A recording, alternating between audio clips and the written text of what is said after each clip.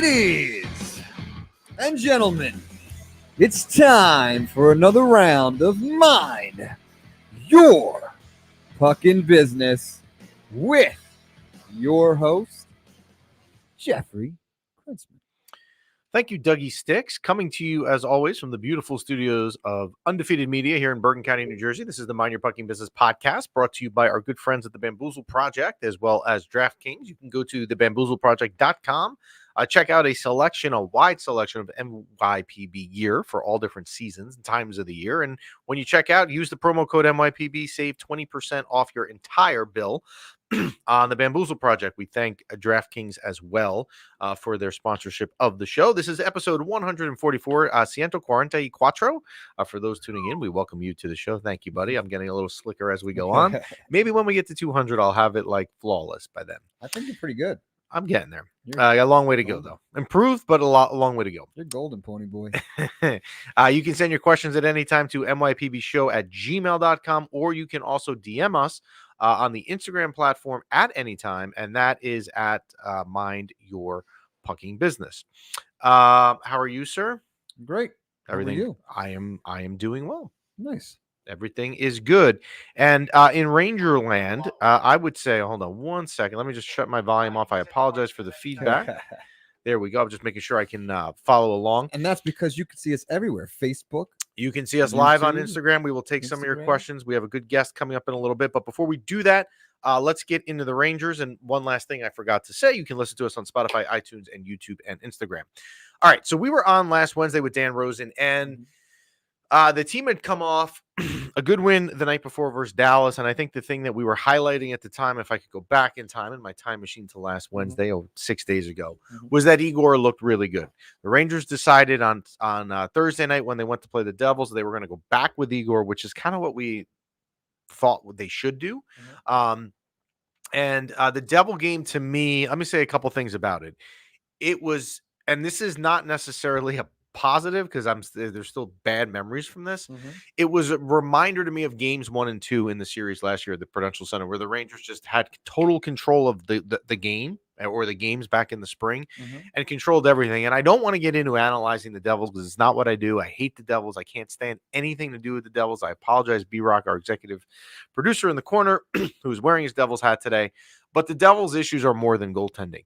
If you watched this game and you watched them versus who they were a year ago when they played against the Rangers, they are a shell of themselves. They're missing passes. There's no speed. There's no real forecheck. I mean, they're a total mess. Like, I understand goaltending is their issue or a major one, but it's more than that. So the Rangers played well. Now, right into the game, 2 minutes into the game, Remke, who is now going to be given the keys to the city at this rate, apparently, gets a 5-minute major. Now, to me, I don't want to analyze the call in depth, but I'll say this. What I don't understand is that you have a situation where the referees, and we have the right person to ask as a hint as to who our guest will be in a couple minutes, but if the referees have the ability to go and look at this call and say, all right, we're going to determine via replay, we don't have to do it in real time anymore, if this is a major or not, to come up with the wrong conclusion after you've had the opportunity to review it just drives me nuts. It's annoying because what's the point of replay? And before you say to me, well, that's your opinion, the referee saw it another way, here's the problem I have. The NHL then reviews it and doesn't even have a hearing about it. So clearly what happened wasn't that bad, because if it was that bad, the NHL then turns around and says, okay, Matt Remke, you're coming in for a hearing, yada, yada, yada. They didn't even do that. And there would have been fines, and there would have been exactly, so and there wasn't. We talked about this, I want to say the beginning of this season, the game you were at, where like they called, like it was clearly a goal and they called a no goal, and they had the replays and everything like this. Like, where does it stop? Instant replay? So instant replay needs to be there. Like, I don't ever, the tech world that we live in right now, you need to be able to review plays, whether it's football, whatever. Like, we have technology, umpiring, baseball. We got there's the baseball mention for you.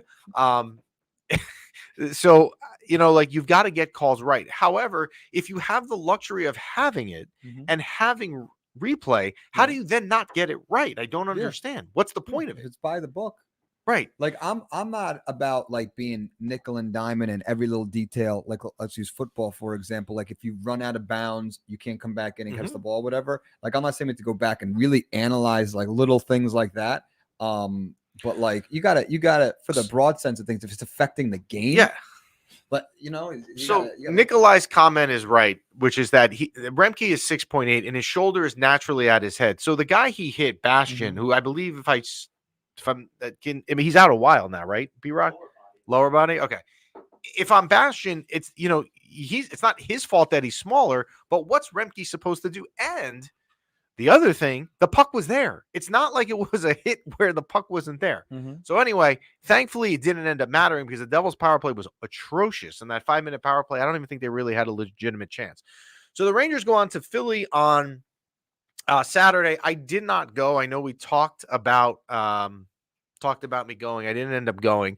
And right in the beginning, like a minute in, Matt Remke lives up to his name and fights the big guy, name escapes me, on Philadelphia, and ended up being just a great fight. Like if you're a guy, if you're a hockey purist, as they call it, and you're a guy or a gal that likes fighting and thinks it should be in the game, which is totally fine. I'm not saying I don't. I just don't get into it as much. That would have been the fight for you. Like just an old school hockey fight. I think the fight lasted like 57 seconds. It was excellent. And then, of course, Remke ends up scoring the winning goal in front of the net. Like it's just as if this guy hasn't done enough to get his name on the George Washington Bridge. He then scores a game-winning goal by just parking himself in front of the net, not even really doing anything other than parking in front of the net and being in the right place at the right time. Couple things from that game. Igor Shesterkin was excellent. The Rangers were outshot really bad in the beginning of the game. But honestly, I didn't think the Rangers played that well. Igor is the reason they came out with 2 points. And whenever you can find a way to get a road divisional win, particularly in the second half of the season where the points get even, a little bit, they seem to matter a little bit more, and you can escape with 2 points and get your opponent in the division out of there without a point, that is a solid job. And I like the way that they responded. Philly tied it in the third. It was 1-0 going in. Philly tied it, and then Remke scored a couple minutes later. You like to see the response that they had. Alexis Lafreniere scores in that game, and I'm going to give you a stat. It's a stat. Look, whether you like stats or not, this is an important stat, so tune in. When Alexis Lafreniere scores this season, the Rangers are 15-0. I saw that. Right? They are 15-0. If they're like, if he's 7-3, maybe that's a fluke. 15-0 is not a fluke. That's 15 games, and every game that he has scored in, they have won. Alexis Lafreniere continues to develop in front of your eyes. That's in last year's even man strength goal leading score. Look at you. Yeah. If there's anything that we take away. How do you say that more eloquently? I said it. I told you 5-on-5. 5-on-5. But you know what? 5 leading score. But what you said is still good enough to get the point across of what we were trying to get at. So props to you there. Thank you. But people want to know, do you want Remke for president? No, I do not. So I'm going to say something, and I don't want to be the Debbie Downer on Matt Remke. I would think if you're Chris Drury, and I would agree with this, so I'm not calling him out. I would say I would agree, but the Matt Remke fan club may not like this.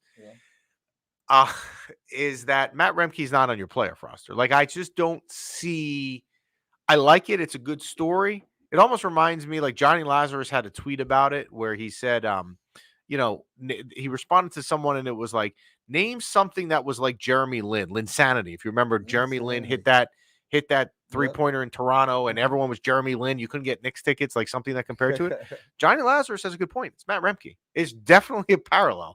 And like Jeremy Lin, over time, fades away. Matt Remke probably will go down that road. But for now, enjoy it, right? Rem Sanity? Rem Sanity. Look at you. Very, very good on that one. Put that on the post. So the perfect game, and we'll put up Chris's comment bashing me. Remember when Jeff said it was the year of Kako? Pepperidge Farms remembers. Thanks. Well, thank you to our friends at Pepperidge Farms. And yes, I said it was the year of Kako. However, Capo Kako has had a very good last 2 to 3 weeks. I'm not saying it would be enough to get him to be the year of Kako, but he's had a good weeks. So the Rangers now go to Columbus. And if you believe a 10-game winning streak, you're going on the second day of a back-to-back after an emotional divisional win. Yeah. What do you think can happen versus the worst team in the Eastern Conference? It's going to be, you're not going to have the best of days. Yes. It was written. Like if you could script a trap game Mm-hmm. and say, tell me, what are the prerequisites for what a trap game would be? It would be Sunday in Give me the Columbus. definition. It would absolutely be Sunday in Columbus. It literally met everything. So much so that if you think, thank you, Nikolai, if you think that I am joking, the spread, if you went on DraftKings, you had a team that had won 10 games in a row, right? Versus a team that is terrible. And yes, the Rangers were favored, but they were not that heavy of a favorite. They were not. And that should tell you right away that this, like, people knew this was a trap game. They didn't play well. I am not pinning this loss on Jonathan Quick. And they will play Columbus again tomorrow night. I would expect them to return to their form there. We'll take a comment from Cyril Lafreniere. Is the future Kako to the trade block in the offseason is a very real possibility? It is. And it certainly sounds like Kako not only on the trade block in the offseason, it might even be sooner where he's in the trade block, before the offseason, maybe in the next 2 weeks. Another question we'll take from Instagram real quick. How realistic is the chance that they win the cup this year? Well, you have 81 points. You have won 10 in a row, and you started 18-4.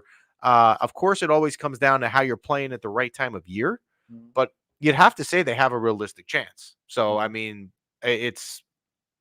you've definitely got a realistic chance.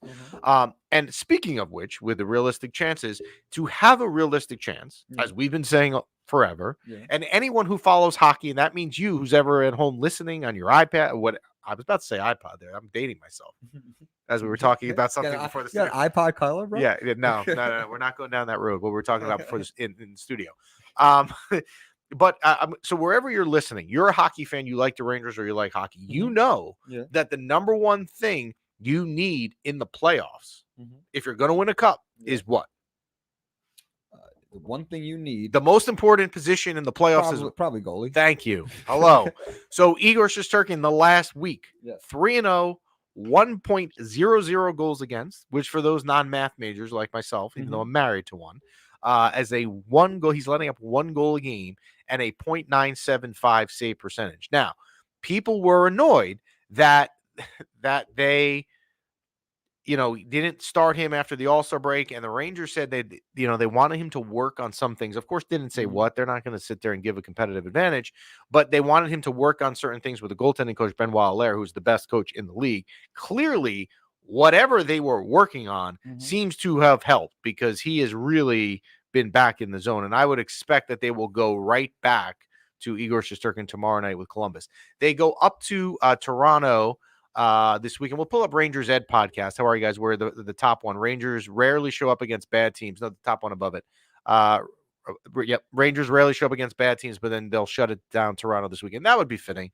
I would think tomorrow night, being that though they're at home, I think that they would probably show up tomorrow night. But typically, yes, they are known to not show up. And not only do they not show up versus bad teams, they also make goalies you've never heard of become absolute studs. So can we? Is it time that we could say Igor's back?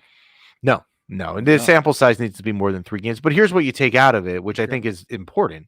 Here that Igor Shesterkin is not. He hasn't lost it, right? There were people, he's forgot it. He was overrated. The take on by Biz on Paul Biznat, Biz, which was crazy, which was trade Shesterkin. No, we're not like, he's still got it. He works through some things. Consistency is an issue. He'll be fine. He will be fine. Yeah. No, I'm not saying but like, you're so used to him up here, and when he's like when he's above average, it's like, whoa. Exactly. And you know what? I don't care. I mean, maybe I'm wrong on this.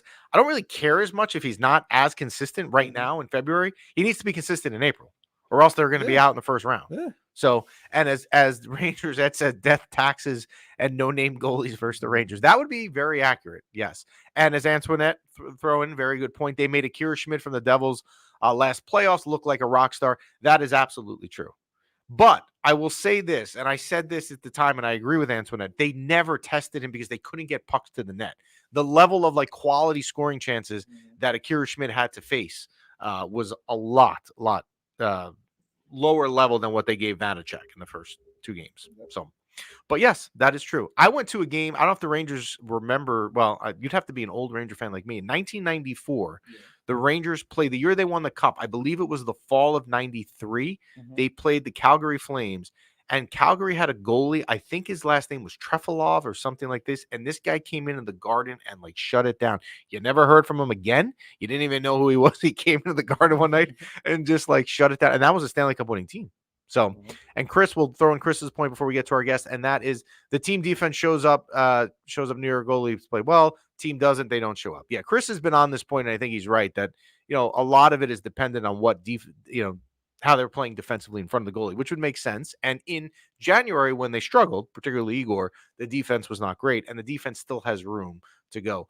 And yes, Akira Schmid, who knows what the story is, Rangers Ed, with the situation there with their goalie long term. All right, let's shift gears. We're going to bring in a pretty cool guest. We're going to bring in Tim Peele.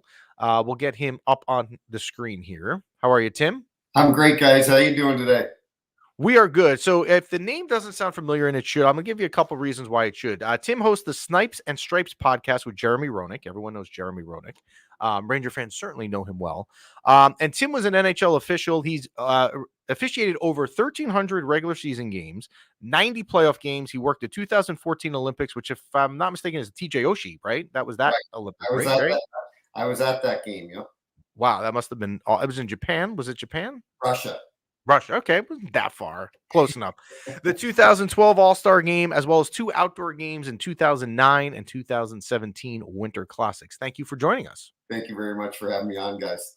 I guess since I mentioned the outdoor games, and we're coming off of last week having it here in the backyard, we had the Devils and Flyers and Ranger Islanders. What was it like? Did you want to work that game, or do you guys look at it and say, "Oh, I got to go stand out in the cold. It's 20 degrees and all the elements." Did you like the outdoor games? Absolutely. It was an honor to get chosen. The NHL, they put in certain guys in those games. They put in guys that normally have worked playoffs, guys that they can trust, because they don't want it to become a, oh my goodness, a debacle. You got a young guy in and he maybe makes some calls and disrupts the entire game. And so, no, it was an honor to do those. I did, as you mentioned, I did the one at Wrigley Field and the one at Busch Stadium in St. Louis. I loved watching it last weekend in New York. And I forget who it was. It might have been Al Morganti. He made a comment that, is this something that we should do every year in New York? And people say to me, they go, it's another outdoor game. But guess what? People in St. Louis might not have been watching that game, but we had 90,000 fans in New York packing that building. A tremendous atmosphere. It's great for this. It is never watered down because it's great for the city that's hosting it. Right, I agree completely. Yeah, it was awesome. Yeah. You're wearing the St. Louis hat, and I know you live out in that area. So let me ask you an officiating question with St. Louis from the last week. Garrett Rank last week in the Islander St. Louis game, where we were talking about the use of instant replay a couple minutes ago. I know before you came on with a 5-minute major that they reviewed last week that I still don't understand why it was a 5-minute major.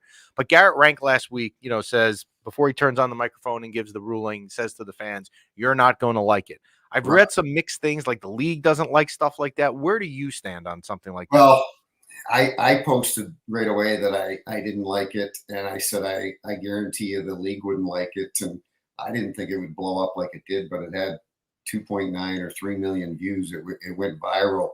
And the only thing so we all know Wes McCauley does the 5 minutes for fighting and we've got a good goal and so on.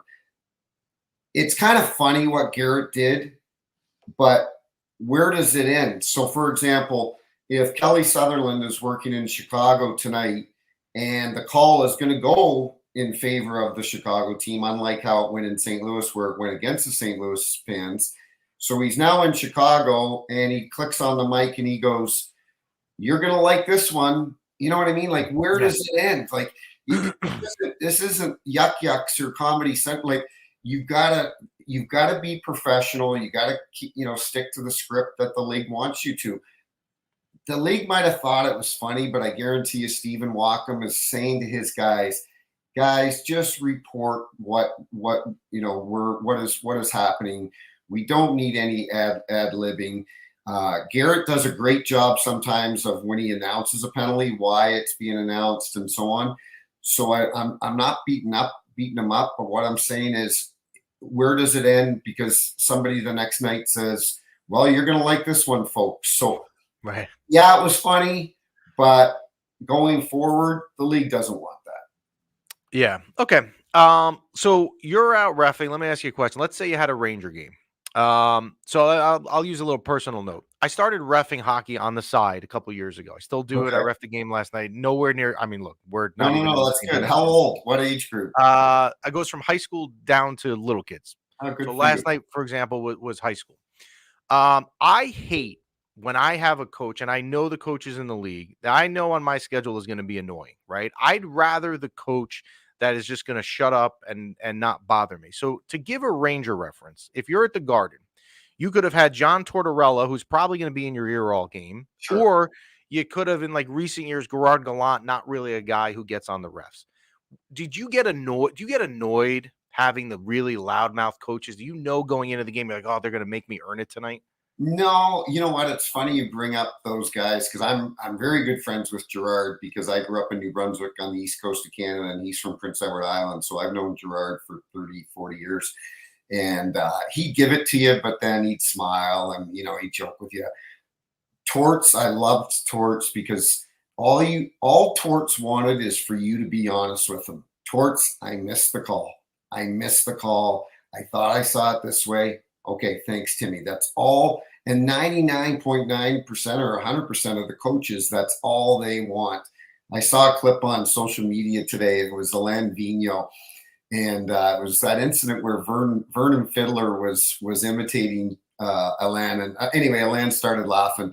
I loved Alain Vigneault behind the Ranger bench. A lot of our guys, Alain kind of he wasn't abusive by any means, but he was constantly talking, talking to the refs but I always loved AV and I'm wondering if he'll get back into the game because he's a great coach. But no, it was very important for me to develop a relationship with the coach, and it wasn't necessarily sucking up, but it was being a good communicator because if you can get the coach on your side and you go over and you say, hey, Pete Laviolette now. Pete was tough. Pete, when I refed in the NHL, Pete was he was hard nosed. He kept you on your toes. But the one thing I respect about Peter is if he did yell, it normally was for a reason. You probably missed something. A lot along the lines of Barry Trotz. If Barry Trotz yelled at you, Barry Trotz very rarely said anything. If he yelled at you, you knew you probably messed up. So it's important to get a relationship with those coaches so you can come over and say, hey, your guys are getting off the rails here. You got to calm them down because I don't want to have to call another penalty against you. And he'll, 9 times out of 10, they'll be like, okay, thanks, Timmy. I appreciate it. So I always tried to get along with the coaches. So I know on your show, matter of fact, it might be my favorite episode of your show was when you had Avery on, Sean Avery, who Ranger fans know. Why don't you, before I ask you some questions about Sean, why don't you tell everyone, because I think it's just an awesome story that you guys talked about where Mary Kate and Ashley Olsen come to play with you and him. Yeah, so I refereed Sean dating back to his Owen Sound days in the OHL. So I knew Sean and I knew how he was and so on. But, in the role that he was, I respected him. There were some things that he would say to the media and so on that I necessarily didn't respect. But I loved, he embraced that role and he was tremendous at it because there was nobody in the league at that time that could get under the player's skin his opponent's skin like he could. So one night we're in New York and I just said, hey, Aves, I said, you're playing really well tonight, man. Keep it going. And I always like to talk to the guys. And Kreider and I always got along and I'd always, shoot the shit with him. And so anyway, a few minutes later, Sean came up to me. He's like, Peelsy, what are you doing after the game? I'm like, I'm probably just going back to the hotel and having a beer. And he's like, hey, I'm hanging out with both of the Olsen twins. He goes, why don't you come meet us at this bar? And I thought of doing it for a second. And then I'm like, I'm always in shit with the league anyway. This is all I need. Cindy Adams, there's going to be a picture on page 6 of the New York Post in the gossip section. And there's me with Sean Avery and the Olsen twins. So Right. That's all you need is showing up with a player, a beer, and Michelle Tanner from Full House. Sean was the only guy that I knew in the NHL that actually had a publicist, and he worked it. When I think of Sean Avery, I think of him in the New York Ranger uniform, and not Dallas and some of the other teams he played for. The fans in New York loved Sean Avery because of what he brought to the table every night. Yeah, he was the best. We'll pull up a comment from a live listener to the button there at the bottom, which from Nikolai. My first NYR jersey was Avery. Still have it and wear it to this day. Yeah, when you go, and I still have season tickets, so I'm there a lot. You still see almost every night someone's wearing the number 16 jersey. He left it. He left his mark on Broadway. MSG should, all things unless something catastrophic happens, should be hosting some playoff games here in the spring again. Mm-hmm. What was it like? I don't want to say nervous, but when you'd have a playoff game in MSG, did you find like you had to focus more? Were you more locked in, or do you treat it like it was any other game with playoffs in MSG? No, that's a great question, because I've got I think it was 2014. It was the last time Philly and the Rangers played a game 7. I was there. You were there. Yes. And I was refereeing that game with Chris Rooney, and we're in the referee's room before the game. And it gives me chills right now, actually, just telling the story. An hour and a half before the game, the building is rocking. Let's go Rangers. Let's go Rangers. And Chris and I came out of that tunnel. And there's some nights in the regular season you might have to drink a Red Bull before the game. You're tired. It's your 5th game in 7 nights. You're at the end of a 10-day road trip. You got a flight the next morning home. You want to see your family. And there's nights you got to drink a Red Bull and get, hey, I got to bring it. This is an NHL game. I got to bring it. But I'll tell you one thing, that night, I didn't need any Red Bulls. I came out of that tunnel and it was dark and the place started going crazy. And the funny thing was, it was game 7. And Chris Rooney and I called one penalty the entire game, and it was against Zach Ronaldo from Philly for an interference in front of the bench. And that was the only penalty we called the whole game. And not that we let a lot go, but in game 7s, the teams are usually pretty disciplined, and they know they've got to stick to hockey and get away from all the other crap. So, yeah, that I loved before my hot mic incident. I had 4 weeks to go in the season, and you get to pick the last 3, 4, 5 buildings that you want to work in. And Montreal was going to be my 4th. Philadelphia was going to be my 3rd. Madison Square Garden was going to be my 2nd to last game, and then I was going to work my final game in St. Louis. But that's how much I loved working in Madison Square Garden. I grew up in a trailer park in New Brunswick. I was adopted. I didn't come from anything. And I remember standing there at National. I got chills again. And standing there at the national anthem and thinking, I'm in Madison Square Garden.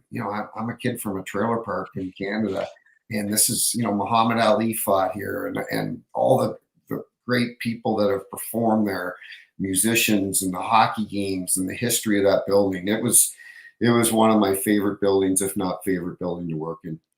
So when things in that building, let's say, don't go right in that Flyer series, I remember, I believe it was game 2. And it wasn't you. I could tell you off the air what ref it was, because I still remember this. There was a blown call of which 18,200 fans let him know their displeasure.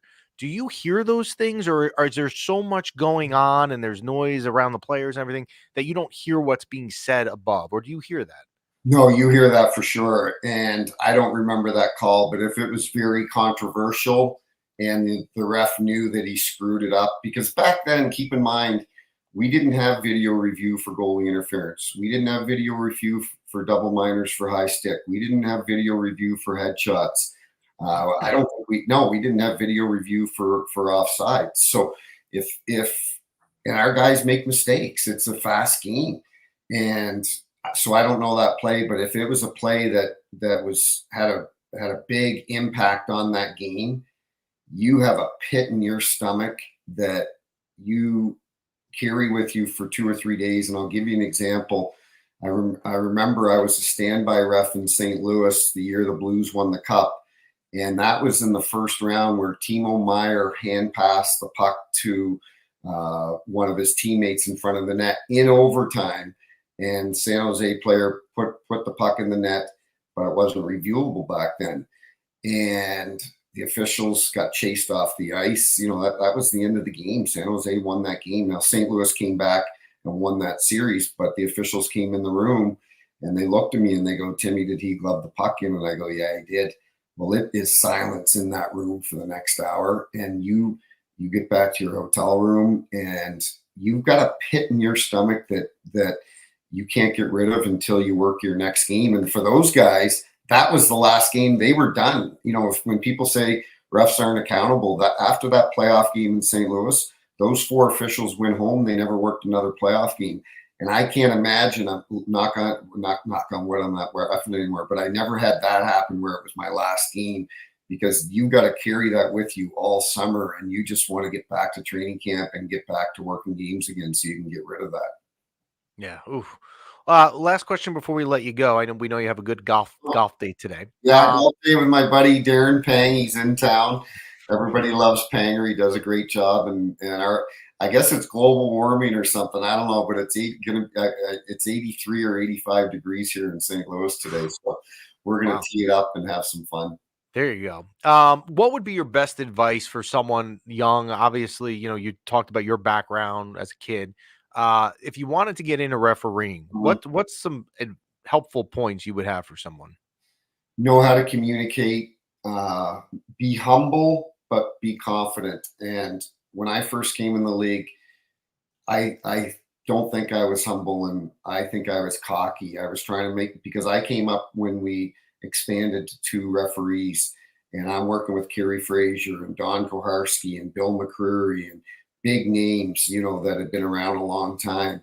And I felt like I had to make a name for myself and probably came across cocky instead of confident. And then I realized probably the second half of my career is there's a difference between being confident and a difference between being cocky. So I think for any young official, it's being confident and really knowing how to communicate.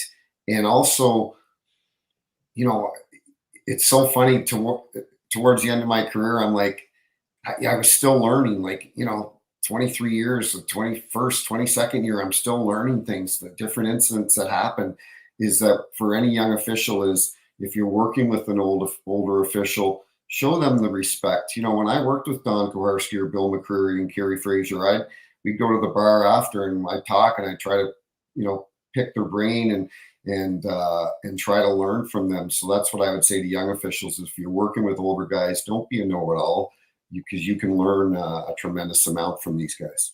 Got it. I'm going to pull in a viewer question for you. And it's the bottom one. Do you find out you're done for the playoffs before the round ends or after the round is over? Because I'll just, so the way refereeing works, you know, you have, it kind of gets a cut down list. You have more people in the first round, then some people go on to the next round, et cetera.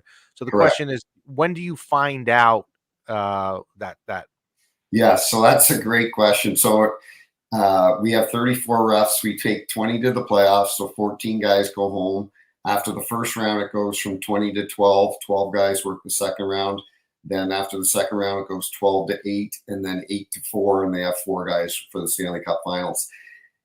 If you're working in the first round, second round, third round, and you screw up a call like that, the guys screwed up that call in San Jose, the playoffs, that round wasn't over yet. There were still games to be played. So those guys got sent home, but they weren't told that they were done. You're not told until after all the games are done in the first round or second round. An email comes out to our group. These are the officials that have been selected to work the next round. But those 4 officials that got sent home, they didn't have to open up their email when the playoffs were done. They knew because they didn't get selected to work another game. But the answer to his question is once the round is completely done, then an email gets sent out to everybody saying who's been selected to work the next round. Now, do you with playoffs, so if you take the first round, let's say your first game was game 2 at the Garden for a Ranger game. Do you don't have any other games scheduled for, like, you don't know already I'm going to have game 4 in Chicago? Or yes. So in the first round, they schedule the first 5 games. So the first 5 games in every series, If it doesn't go 5, then obviously you're not working that game if it's a sweep. But they schedule the first 5. So I would work a game in New York, maybe say if Toronto was in the playoffs, go up to Toronto, and you kind of bounce around in that general area. And then the next set of assignments would come out. I'd probably go to the West Coast, because in the playoffs, in the first 5 games of the series, there's a different crew working every night. You will not see the same ref or same linesman in the first 5 games, because they do that in case there was any controversy in any of the games. They don't want that official to be a part of it. Then what happens is for game 6 and 7, because they're usually elimination games, or they are elimination games, is then they'll pick the best guys that they think are working and put them into game 6 and game 7. So, for example, when I worked that Philly Ranger game 7, I'll never forget. I got the email, and it was before I had kids or whatever, and my wife and I were at home, and I opened up the email and I started crying, and she goes, "Why? Like, you got picked for game 7. Why are you crying?"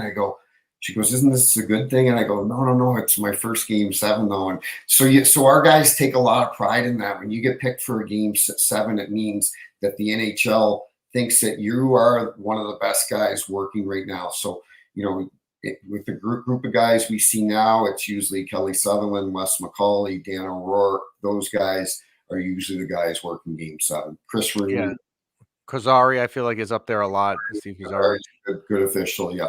The game 7, if my memory serves me right, that you worked, Dan Carcillo, unlikely guy, opened the scoring there in the second period of that game. Right. I'll give you one more question if you got a minute from someone else who just if you want to pull up Nikolai's. I guess it's not an easy one to answer because you probably got a ton of them. What's the biggest laugh, funniest moment you've ever had during a game? So, geez, there's a lot of them. I'm trying to think the funniest. One of the funniest was a Sean Avery story, and you probably heard it if you listened to the podcast. But we were in Madison Square Garden, and he keeps calling this Tyler Kennedy from the Pittsburgh Penguins. He keeps calling them pig nose. Hey, pig nose. Hey, pig nose. Like, just, it goes to show, like, Sean could just come up with these ridiculous things. And he's calling them pig nose, pig nose. And finally I go up to Aves and I go, "Aves, why are you calling Kennedy a pig nose?" He goes, "Peelsy, have you ever seen his nose before?" And I kind of make a loop to skate around, and I look, and he's kind of got a nose that sticks up like a pig. And I just looked at Avery, and he's laughing, and I'm trying not to laugh, but it's things like that. And another one I remember, we were in Minnesota, and Chris Simon was playing for Calgary. Chris Simon was a tough player. He was an enforcer, and somebody from Minnesota came in and took liberties on one of Chris Simon's teammates. I forget who it was. And Simon looked at him and said, like, "What are you doing?" And Minnesota player says, I'm just sending him a message, Chris." And Chris looks at the Minnesota player and he goes, "Well, consider me his secretary, and all messages go through me." And I'm like, that's a pretty funny line. I like that line. So, yeah, he was a Ranger briefly. Yes, he was. That's right. I'm familiar. We'll just pull in. It's not a question. It's more of a comment. That the bottom one, kind of funny that a group was picked for game 7 and then one big mistake and they can get bounced from a second round selection. So yeah, I mean, as you were saying, one mistake can cost you that. Yeah. Well, thank you for joining us. We'll put up his podcast as well if you guys want to follow it. We super recommend it, and that is Snipes and Stripes. We'll pull it up across the screen. There you go. You can follow them on the Instagram platform. I listen to it, but if you don't have time and you live in a crazy world, they do an excellent job of clipping some of the highlights. So if you want like a quick dose there and abouts, go on their Instagram page, which you can find right there. That is Tim Peele. Thank you very much. Enjoy your golf game today. Thanks a lot, guys. Thanks for having me on. I appreciate it. We'll do it again, Tim. Thanks. Sounds good. Thank you. That is Tim. So, really good stuff. Different perspective. We talk about from player perspectives a lot. We talk about trying to analyze as from fans. Mm-hmm. That is some interesting stuff for sure. Yeah. No, so great guest. I see him all the time on TV. You do. Yeah. And now you can say I know that guy. You could say you know him. You've spoken with him. So speaking of hockey games, we know hockey games move fast, but with DraftKings Sportsbook, an official betting partner of the NHL, you can score faster than anything happening on the ice. This week, new customers can get $5 and get $200 instantly in bonus bets. You can bet on the Rangers to win the Stanley Cup and all of the exciting things that come with that. You can even bet on when Jeff Adelson will make his return to the tri-state Wow. area. Download the DraftKings Sportsbook app with code THPN. New customers bet just $5 on the NHL and get $200 instantly in bonus bets. Only on DraftKings Sportsbook with code THPN. The crown is yours. Gambling problem? Call 1-800-GAMBLER or visit www.1800gambler.net. In New York, call 877-8-HOPE-NY or text HOPE-NY 467-369. In Connecticut, help is available for problems gambling. Call 888-789-7777 or visit ccpg.org. Please play responsibly. Yeah, buddy. All right. So the Rangers tomorrow let's take Nikolai's question. Chris is going to love this. Oh, go ahead. We'll take it. Here we go. Before we get into it, does Chris Jones oh God. Does Zach Jones survive the trade deadline?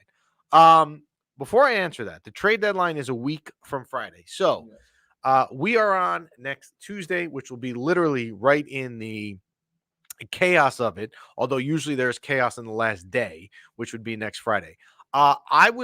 Zach Jones is a perfect example to me, and this is why I'm going to take this question, Nikolai, that if I have the opportunity to bring back something that I think can help me short term, and I need to give something up to get it, of course, Zach Jones is the perfect example of someone that I would be okay getting rid of. There's plenty of people on this roster or in the farm system that I would not be comfortable giving up. I don't want to give up this person to get better. Zach Jones, I will pay your Uber fare to Newark Airport to go where you got to go. I'm fine with it. I'm fine with it. I got no problem if Zach Jones. It for months. Zach Jones is not an NHL defenseman. He's not. Yeah, you've been saying it for months. He's a nice guy. I met him with my kids at a season ticket event. He was a great dude. My kids have pictures with him. Awesome guy. Not an NHL defenseman. So if I have the opportunity to come back, I would do that. Another question, Trevor. Who's your MVP and why? It's Nathan McKinnon, and that's probably why he's asking me, because he's a Colorado fan. Nathan McKinnon is the MVP, because look at what he's done to that team. And every time Nathan McKinnon is on the ice, he's good. I mean, Nathan McKinnon is a stud. And you look at, like, there's a commercial someone put. I wasn't a commercial. I saw a clip. I guess it wasn't a commercial. Put up a clip of Crosby and Ovechkin when they were young and what they are now. And, like, it's been 13, 14 years, so they look a lot older. Actually, it's been more than that. It's been 17 years. They look older, and you start to see, like, what was the face of the NHL is starting to, like, be on the way out. Nathan McKinnon is probably him. Connor McDavid, Austin Matthews. That's those three, right? McDavid. Who's the Mount Rushmore of the present day NHL? Well, you would need four. So you would have. It's no one on the question. You want to put a goalie in there? I mean, it would be biased if I sat here and said Igor. That's not right. You would have who's topping Igor as goaltender. But so you'd have Matthews, McKinnon, McDavid. So you have three M's. I almost feel like the fourth person should start with an M. I don't know. You don't have to narrow down the four. I could do McCarr, I guess. That's another M. Let's be more broad and give me like 7, and we'll have the people at home vote to who's those top 4 are. We'll see. Yeah, we could put something up in our Instagram story. I mean, it wouldn't be Matthew Tkachuk. I don't know. I'd have to think. Pull up a counterpoint. Rangers Ed, the few games he's played in this year, he's played great. Zach Jones, we just respectfully disagree on this. I think if he was playing that great, he'd be in the lineup more often, and he's not. I'm just not a huge fan. Jack Hughes, yes. Jack Hughes, you know what? That's probably the 4th guy. Thank you from the base. That's probably the right guy. Yeah, right. that's the 4th. That's big coming from you. But I'm trying to not be biased, right? I need to be fair. I'm not I wonder who is from the basement. Well, I don't think he's in the basement right now. To be Crosby honest. is the answer for number 4. So is what Chris is saying. Yeah, I mean, Crosby could still be there. Crosby's still the face of the present day NHL. We just said he's on his way. They're on their way. They're graduating. Rangers Ed, I don't think he's saying Jack Hughes is the MVP. I think he's saying Jack Hughes is the 4th person on, like, the face of the league, which I could understand. NHL. American kid, I get it. Although he has not had a good year, which I'm more than fine with. No, he can't be the face then. It can't be the face. It would not be anyone on the Rangers, and it certainly wouldn't be Zach Jones. You don't think Igor would make the top 7? faces of the NHL. He'd have a chance because if you had 7 people, Yeah. you would logically think if I had that many faces, one of them has to be a goalie, and he would be in the discussion. Not Quinn Hughes, no. Rangers Ed does not like Jack Hughes, and he's saying his comments and attitude will ruin him. There was an instance, and probably what he's referring to is he had played a game a couple weeks ago, and he was skating to the penalty box. I believe it was against the Kings, if I'm not mistaken. Yeah. And he was mouthing off to the guy who got the same penalty as he did, saying that people pay to watch him play, which is just not – you just don't – in his defense, it's a little icky. In his defense, did he probably know it was getting hot mic'd and all this stuff? Probably not. Yeah, and there's probably there's 20 years old. Yeah, and there's probably conversations between players going at it that are far worse than that. In fairness, but it's just not a good look. And he did call out his goalie in his own interview. Wow. Yeah, Rangers Ed. Poster child. Yeah, Rangers Ed is not a fan of Jack Hughes. I've known that from some of their other posts. Front and center faces of the NHL. Yeah. But I think, here's what I think. If you had 3 of the 4, McDavid is a given. Austin Matthews, the year he's having, is a given. Okay. And Nathan McKinnon's probably the MVP. Okay. So he's a given. All right. So it's the 3 of the 4 spots already taken. Okay. I mean, the 4th is probably Jack Hughes. Okay. Even though he's not having a good year. All right. I would be my if you had to put in a goalie, no one's beating you. Probably is Igor. No one's close. Yeah. Well, no, there's people that are close. There's other goalies out there that are good. All right. Igor is in the discussion. Okay. Connor Bedard, actually, you know what? Rangers Ed with a good one. Connor Bedard could be on there. So it's Connor Bedard or Jack Hughes. And I know Rangers Ed which one you're going to vote for because you don't like Jack Hughes. I got it. I'm with you. I don't like him either. But I got to be respectful and do that. Tomorrow night, Rangers at home, back at MSG against the Columbus Blue Jackets. Revenge from Sunday. And then they go up north of the border to Toronto on Saturday night. Saturday night hockey in Canada. How quickly will Matt Remke fight Ryan Reeves on Saturday night? I mean, this has got to be instantly. Yeah. I mean, you would think that Peter Laviolette and Sheldon Keefe have to have in their mind, put them both in the starting lineup on the first line because they're going to go at it 8 seconds into the game and just get it over with. I will see. And Nikolai bringing up an excellent question, which will Gabe Perreault's success of BC translate to the NHL? So Chris is going to vastly disagree with me. We've talked about this off the air. I love Gabe Perreault. He's a freshman. He's got like 50 points in 30 games. Mm-hmm. He's a freshman. He's in his first year. He's second in NCAA scoring. I've got no reason right now to not be excited about this kid, and I hope I never have reason to him. Nice. So awesome. That's it. Anything else from you? Well, we very rarely talk about baseball. Oh God, don't do this. I don't want to do this. Just one comment. Yes. Yesterday, some guy, I want to say in St. Louis, got up to bat 9 times and got hit 8 times. He was up to bat. Every time he went up, got hit. So I know we don't talk about baseball here, but I just thought it was it was a long day for that guy. That guy's got some ice packs and some bandages coming his way after the game. We thank the Bamboozle Project as always for their sponsorship. Go check them out at thebamboozleproject.com. Use promo code MYPB. Score yourself 20% off your entire order. We thank DraftKings as well. I will pull out. I'm going to let the discussion continue for a minute in between people bantering, and that is the bottom one, Rangers Ed, the Jack Hughes hater. He's a phenomenal offensive player, but his defensive game is abysmal, and his attitude sucks. I'm going to get here a while. Well, no. I'm going to guess that when Rangers Ed, that group, and I love I'm a big fan. We talked about it before today. Actually, Rangers Ed was in our discussion in the studio before we went live today. That I'm going to guess that when they do their Christmas cards, Jack Hughes is not on the list. So I would say that. So, and now we're going at it in the chat room. Rangers Ed, if he was a New York Ranger, fans would say, I love his passion, just like Henrik flipping out on Stepan in the playoffs. What I will do, and I'll throw this out there to Chris and Rangers Ed, if you guys want each other's contact info that you can continue this, because I have to go to my real job, I will certainly more than happy to put you in touch, or I will tell you that Chris is here almost every Tuesday at 10. Rangers Ed is here most Tuesdays, and you guys will be great to have next Tuesday as we get to the trade deadline. When we have disagreements like this, we should have the two individuals come to the studio, put on rollerblades and jerseys, and duke it out in the parking lot. Well, Chris, hockey style. Chris apparently answers Rangers Ed on Twitter, so their banter has obviously gone outside the studio, which is good. But we could do. How about this? Rum sanity. I'm going to throw this out there. Probably not this time of year because we were coming into playoffs. Yeah.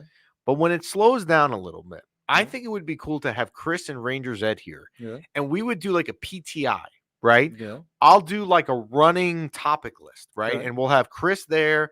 The Ed's here. We'll set up, we have multiple mics here at Yeah, Undefeated Media. Yeah, absolutely. They pay their bills. They work hard. Yeah, they do. They do. Just don't talk to them about the parking situation out front. But that's resolved. Yeah. Okay. That's fine. We I got mean, plenty of I've had park- notes in No, my no, car. we have plenty of parking. So sometimes people get a little iffy about their spots. Okay. There's plenty of parking here. So Rangers Ed wants to do this. So we will try to get Chris and Rangers Ed here. And here's the topic. Maybe we don't need the PTI scrolling thing. Okay. We just need Jack Hughes because these guys, the two of them, and I'm not getting warm up to Jack Hughes. Though. Give him a couple other topics. We first, could. And then we finish with Jack. We could. I'm not getting involved on what side of Jack Hughes I'm with or not. Yeah. I'm going to be like Michael You're a Wilbon referee, or Tony Kornheiser. I'm the ref. Be like Tim Peele. Yes, be like Tim Peele. We'll have Tim Peele in here, right? There The you two go. of us will host the show. We'll have these two go at it, and we can go from there. Absolutely. So we will do that. So I still like duking it out though with the rollerblades on, but that's just me. you like duking out with the rollerblades on? Yeah, they put the rollerblades on as if they're on ice. Oh, and with then a jersey on, and they duke it out in the parking lot. no, I think they need to like talk. Sophisticas. All they need. So much look at I like pacifism in the Nikolai. Hold world on, we got to today. put Nikolai's comment. Rangers Ed doesn't stand a chance against the passion that Chris Oh. has. You know what? I will say this. I'm not we're DraftKings, so I got to be Okay. careful what I say here, Uh-oh. right? If I was handicapping who the favorite is in Okay. Rangers Ed versus Chris, Yeah. I'm not saying who's going to win, You think it's going to be But- a pick 'em? but Chris's passion is going to push the money line in his Ooh. favor. Wow. Yeah. Wow. Yes, and if it's rollerblades, Chris has an unfair advantage because, Wow. as he's saying, because Chris is like played roller in college, so you wouldn't want Wow. Chris on roller. We'll take Oscar's question. Who are your top 3 deadline acquisitions at the deadline, and why? Are they Texler, Middlestat, and Wenberg? Good question. I don't mind Wenberg, as we talked about with Dan Rosen last week with him. The problem is he doesn't have term beyond this contract, so I don't know that I want to bring someone back that's more than a rental. It's hard. I don't know that I have a top 3. I think I'm looking more at positional needs right now. I think I would look at right wing and center, as Dan Rosen said last week, more than an actual specific player. But they fit that bill, but I do think it's important that what they get back is not a rental.